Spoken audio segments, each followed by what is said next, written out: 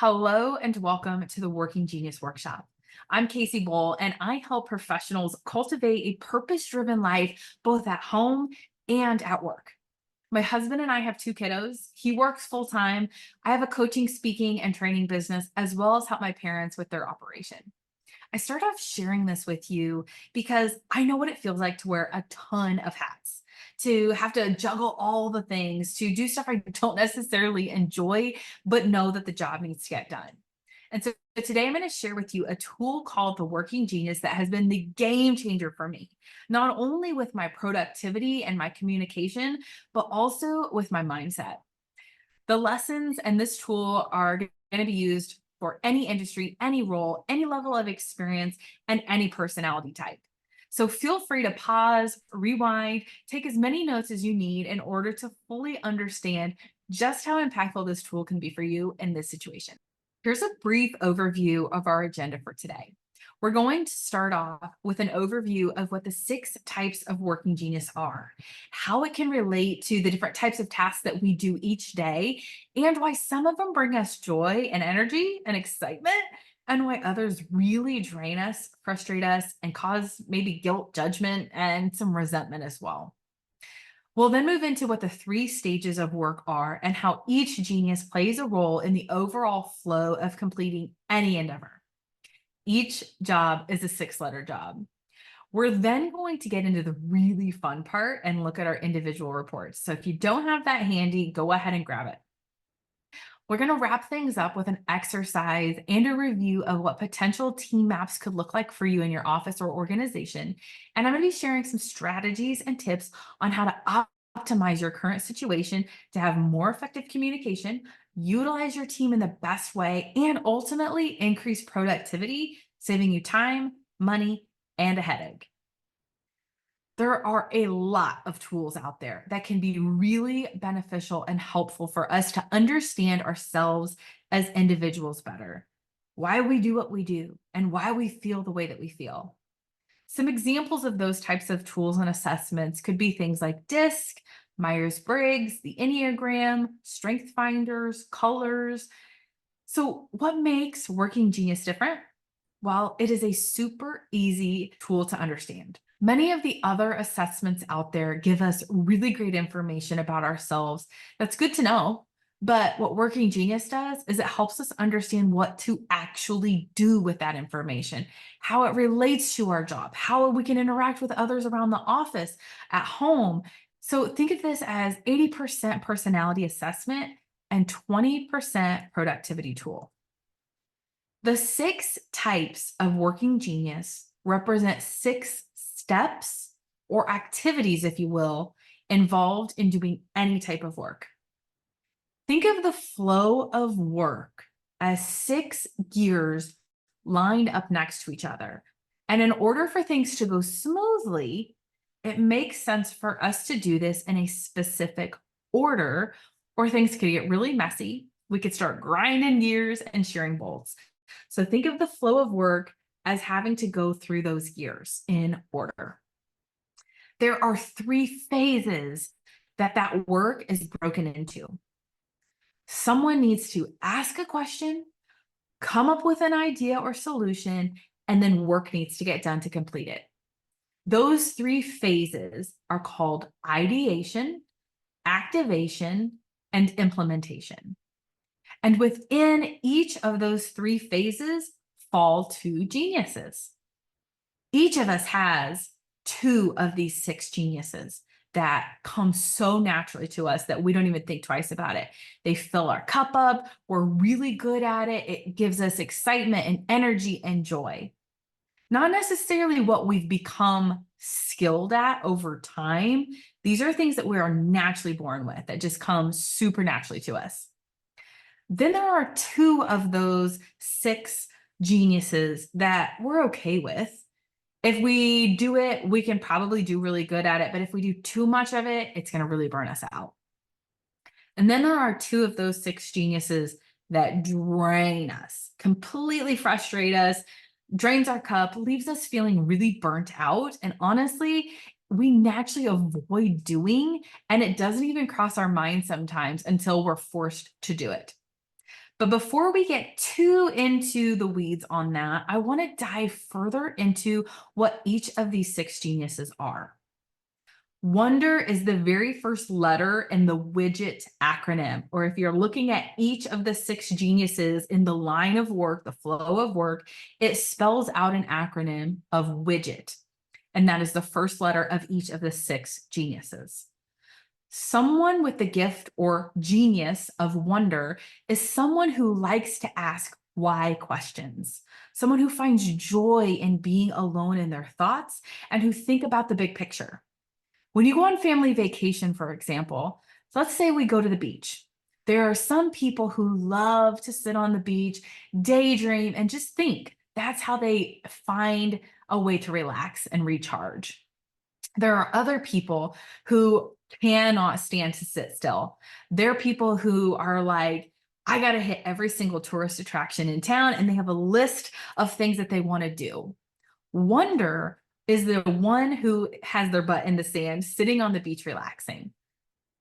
People with the genius of wonder love to speculate and question things. They ask questions like, why do we do the things that we do? Why are things the way that they are? They love to sit and think. They don't do it to challenge or disrupt anybody. They do it because they're just genuinely curious and they enjoy identifying the need for improvement or change. And they create a condition for invention to happen. Invention is the second gear in the flow of the working genius model. My husband and I used to get really into some fights because he would always come up with all of these ideas that I just thought were crazy and outlandish. And he wanted to reorganize the garage. He wanted to start a new business venture. And he'd get all these ideas and just blah, blah, blah, blah. And I'm like, slow down. That's not even realistic. Have you even thought this through? He has the genius of invention. He loves to brainstorm. He loves coming up with solutions. But he used to get really frustrated with me because he felt like I shot his ideas down. And then I would get frustrated because I never saw any of his ideas really come to fruition and take off. I have the genius of wonder. So I naturally ask why questions, which is why my husband would get frustrated. He's like, are you questioning my ideas? Are you not thinking they're good? It wasn't that I thought they were good or bad. I just wanted to know more. I also have the genius of discernment, which is a naturally ability to understand and see the big picture, connect the dots outside to see if this is actually going to work. So it wasn't that I wanted to make my husband feel like crap for having a bad idea. It was just a natural instinct for me to vet his ideas. My husband has the gift of invention and he loved coming up with ideas, but he felt I was shooting him down. But once we discovered what our working geniuses were, we were able to put a language around it, around what we were doing. So instead of him saying all of these solutions, all of these brainstorming ideas, and me going, that's good, that's bad, and kind of just vetting in real time, I was able to say, are you just in your zone of genius right now and just really wanting to come up with ideas? Or do you actually want me to provide my feedback and discern? Sometimes he just wanted me to listen. He just wanted to fill his cup up. But sometimes he did want me to offer my opinion. And now we have a language around it. Someone with the genius of discernment, again, is the person who had the idea that says, let me help you make that better. They have a gut instinct and say, yes, that's a good idea. That's going to work out. Or they are able to connect the dots and say, oh, this is an awesome idea. Let's move forward with it. They have a gut instinct and intuition. They have a natural ability to assess the merit or the workability of an idea. They are good at connecting dots and giving feedback. They are the person who says, yes, that's a good idea. It's ready to go. Or it needs a little bit of work. Let's go back into the invention stage. When it has kind of been through the vetting process and the person with discernment says, yep, let's go, then the galvanizer steps in. A galvanizer is someone who generates enthusiasm and action around the idea. So just to back up a second, we're asking, how can we improve things? Somebody says, I have a solution, I have an idea. Then we say, yes, that's a good idea. And the galvanizer says, all right, let's go to work. They rally the troops, they get people excited, and they push them and inspire them to get out of their comfort zone so that way they can get the work done. Those people with enablement respond to the galvanizer. They're the people who say, awesome, what do I need to do? Where do I need to go? You just tell me what needs to happen and I'm going to make it happen. They are a critical part of this flow because this is where stuff actually happens. In the ideation and the activation stage, it's more in your mind, there are ideas. But when we go into the implementation stage, this is where we can see physical progress. This is where stuff actually happens. Think of someone with enablement as a provider. They anticipate the needs so that way they can keep the flow going. They see when and where they need to step in. And there are people who are very people oriented. They know how to provide the right momentum at the right time. But sometimes it's not quite enough to finish the task, which is where tenacity comes in. People who have tenacity love to get things done.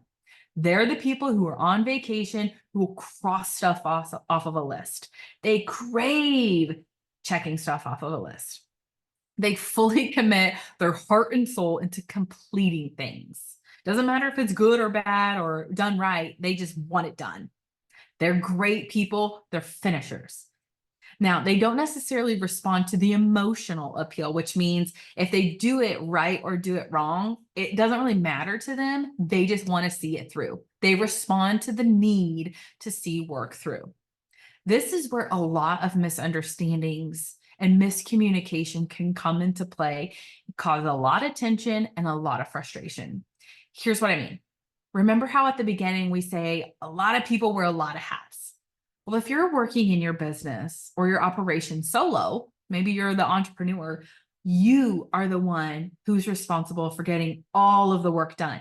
You are wearing every single hat. You're doing all 6 stages of work. So over time, you might have gotten really good at something, but it may not actually be your genius. And so that's why it is so important to understand what your geniuses are and what your frustrations are. One of the greatest impacts of Working Genius is that it allows each of us as individuals and as teams to be really self-aware and to have that language, right? So often we look at someone else and think, man, they're really good at XYZ. Or maybe we think, I just don't understand why they're doing it this way. Working Genius promotes embracing who you are and who you're not. And the language that we use with Working Genius allows us to understand why someone is the way that they are and why someone isn't necessarily the way that we thought they were or should think that they are. When we understand not only our working genius, but the geniuses of those around us, we can diminish the amount of judgment, guilt, and frustration with other people around us. And same back to us. If they understand who we are, what our geniuses are, that removes the judgment and expectations about what we are bringing to the table. An example of what this is I had this client who shared with me that they were having a brainstorming session at work. They were all trying to create an event for their clients. And she watched as all of her peers shared amazing ideas for this upcoming event. Now, in past meetings similar to this, she felt like she wasn't contributing enough. And her boss would even call her out and say, what's your idea? Why are you not throwing in ideas? Like, participate. It made her feel really uncomfortable. It made her have low self-confidence. And it made her feel a little resentful as well because she didn't have the ideas. And it was really annoying that she kept getting called out in front of the team for not participating in that level.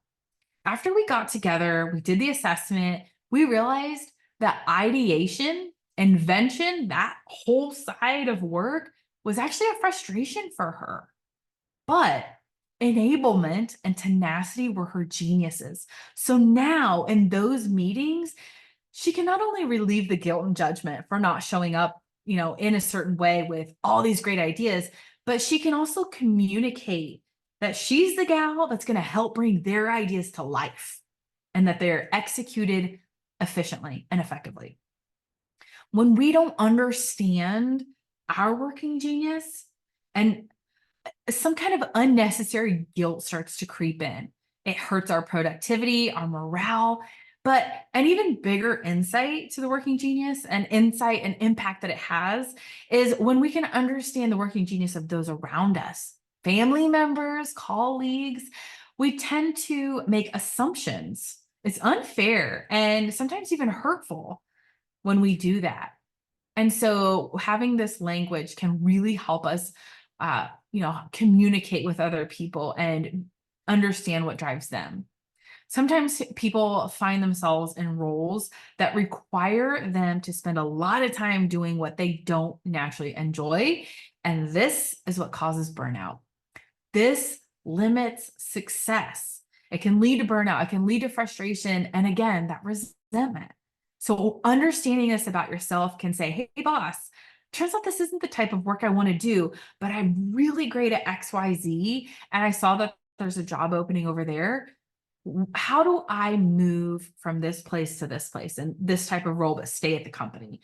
Again, I wouldn't quote me for that if you're going to do that, but just in general, those are things that we can have awareness around. So this takes a lot of pressure off of not only yourself, but those people around you as well. So now what I'd like to do is look through our profiles. I'm wondering if any of you have had an aha moment. So if you need a moment to pause and just kind of write down your thoughts thus far, I encourage you to do so. And I also encourage you to go back and rewatch parts that maybe you didn't quite understand. If you want to revisit what the different types of working geniuses are, now is the time to do that because we're going to dive into our profiles now. So go ahead and pull out your assessment if you don't have it handy. As I look through my individual profile, which is what you're going to see on the screen here, my geniuses absolutely resonate with me. Although I will say at first I was really shocked because how can enablement be a frustration of mine? I'm literally a coach. It's my job to enable other people to reach their goals, to have self-confidence, etc. So you'd think that would be a pretty important skill for me. And so I was a little shocked that that wasn't a genius of mine. But the more I learned about this, the more I accepted that frustrations don't mean that it's weakness or that you're not capable or even not good at it. It just means it takes a little bit more effort from you. So don't think of it as strengths and weaknesses. Think of it as here's what comes naturally to me. And here are some things that don't come as naturally, but I'm absolutely capable of doing it. Again, every job is a 6-letter job. So even if you're not great at it or you don't love doing it, it doesn't mean that you're not capable. And it doesn't mean that you are less than because you don't have a specific genius as a genius versus a frustration. So doesn't mean that it's a bad thing. Discernment and wonder are my geniuses. They're a no-brainer for me. Those two things bring me so much energy. But to be honest with you, it did lead me to believe that I was lazy for a while. If I look back at my childhood, I felt like maybe I was lazy because I didn't want to get up and clean the house. I didn't enjoy getting those types of things done. I would much rather sit around and think and have conversations with people and just daydream. I'm like, does that mean I'm lazy? In work terms, like I felt like maybe I was lazy. And I beat myself up over that for the longest time. Why didn't I have the drive that other people did? Why didn't I naturally have these gifts because other people did?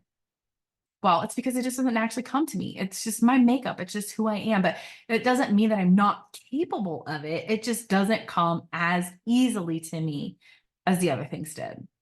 It makes sense to me that wonder can kind of be seeped into invention, right? Because invention and galvanizing are my competencies. So that totally makes sense. I can galvanize, I can get people excited, I can pump them up, I can motivate them, I can brainstorm. But if I do too much of it, it absolutely starts to drain me. So take a couple of minutes to look at your profiles and see how it resonates with you. I encourage you to ask these questions to yourself. If you have someone that you're taking this class with, kind of have a conversation around it. I encourage you to ask your spouse or your coworkers, how do you see your geniuses playing out? How do you see your frustrations showing up? How does this whole report overall resonate with you?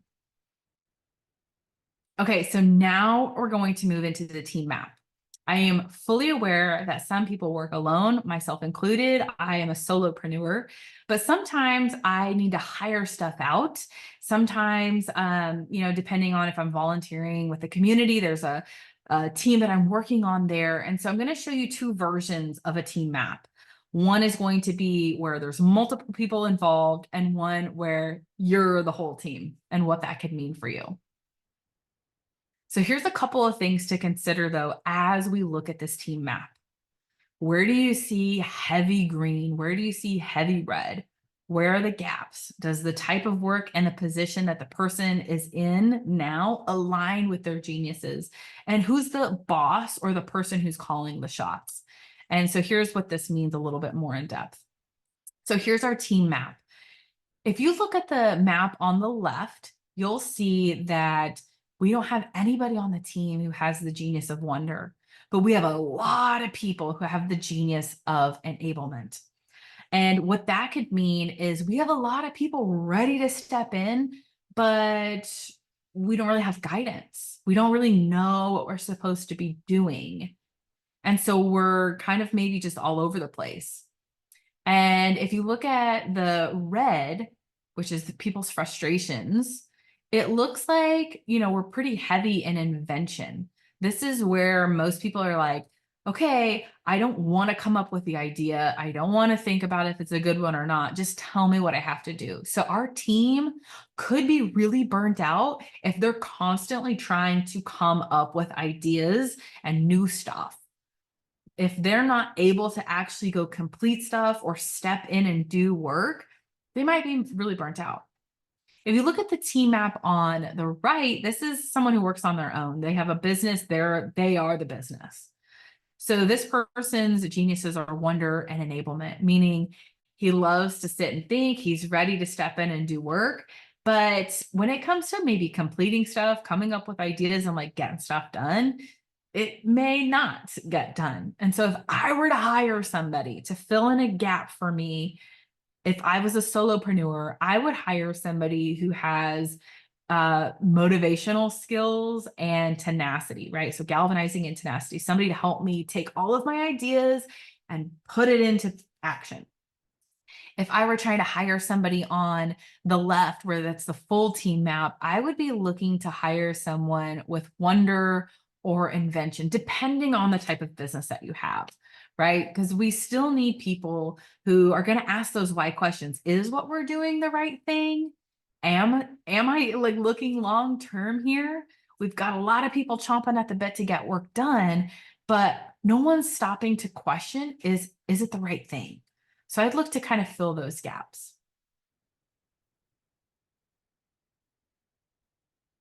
So what are some takeaways that you have from looking at that team map? Feel free to jot those down. And now that you've kind of looked through that, what's an action item for you? If you are taking this back to your manager, how are you going to communicate this with him? If you're looking at this from a business perspective and you're the business owner, what kind of team do you need to be hiring, depending on the type of work that your business does? Maybe you're a solopreneur and you need to delegate something. How do we delegate it to the right person? I know we covered a lot today, and so I want to just thank you for hanging out there with me. But this is some really powerful stuff if you can take it and apply it. I'm here for you if you have any questions about your report, how to apply this to your business. And I just want to see you be successful. This tool has been a game changer for me, and I want to be able to make sure that it is a game changer for you too. So if you have any questions, if you want to do a full-blown workshop for your team, your organization, feel free to reach out to me. Or if you'd like to work one-on-one, I'd love to be that coach for you.